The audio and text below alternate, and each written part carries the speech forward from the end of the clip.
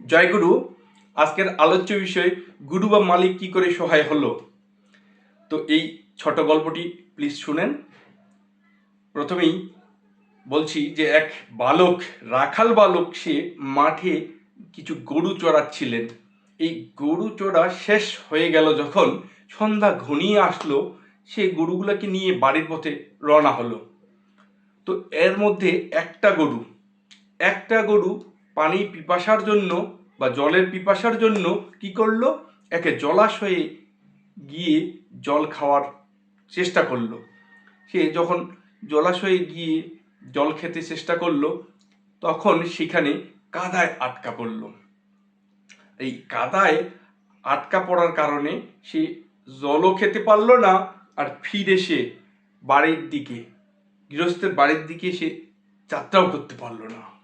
এই গরুর জল খাওয়া দেখে এক বাঘ দেখতে পেয়ে কি করলো, ওই গরুটাকে খাওয়ার জন্য, গরুকে শিকার করার জন্য সে লাফ দিয়ে ওই জলাশয়ে গরুকে ধরার চেষ্টা করলো।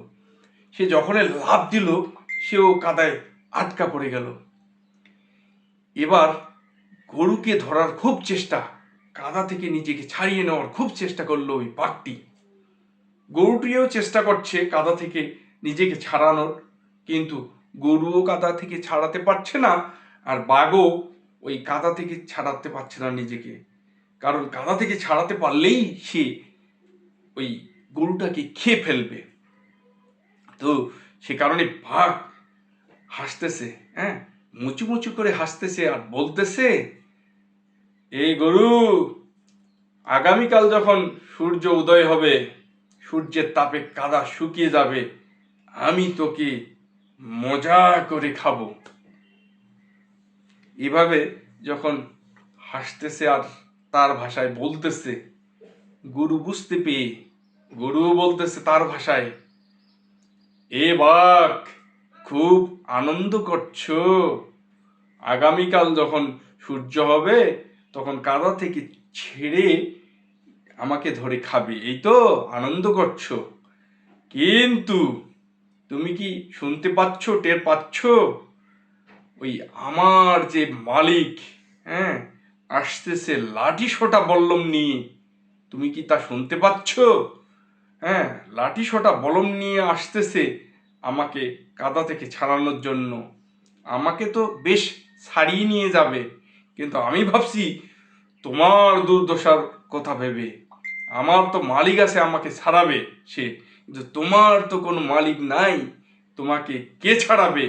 আর ওই আমার মালিক এসে তোমাকে লাঠি সোটা বল্লাম দিয়ে, সুরকি দিয়ে যখন পেদাবে, তখন তোমার কি দশা হবে আমি সে কথা ভাবতেছি আর মনে মনে হাসতেছি, যে তোমার ভবিষ্যৎ অন্ধকার দেখতেছি, তোমার মুখে, তোমার কপালে ওই ভয়ঙ্কর একটা দৃশ্যের ছাপ আমি দেখতে পাচ্ছি, আর মনে মনে হাসতেছি যে তোমার ভবিষ্যৎ খুবই অন্ধকার, খুবই খারাপ। কাজে এখনো সাবধান, আমার মতো এক মালিকের শরণাপন্ন হও, যেই মালিক তোমাকে বিপদে আপদে সহায় হবে, বিপদে তোমাকে সহযোগিতা করবে। আসেন ভক্ত স্বজন, দাদা ও মায়েরা, আমরা যারা এখনো মালিক বা গুরুকে ধরিনি, তারা অতি আবশ্যক গুরুকে ধরব, মালিক নির্ধারণ করব, যেই মালিকরূপী গুরু আমাদেরকে বিপদে সহায় হতে পারে, সহযোগিতা করতে পারে, আর আমরা সকল মুশকিল, সকল বিপদ থেকে নিজেকে রক্ষা করতে পারি। আর এই মানব জন্ম নিজে এর ধন্য, মানব জন্ম সার্থক, জন্মের উদ্দেশ্য সফল করার চেষ্টা করি। এই ব্রতে আমরা প্রত্যেকে ব্রতী হই।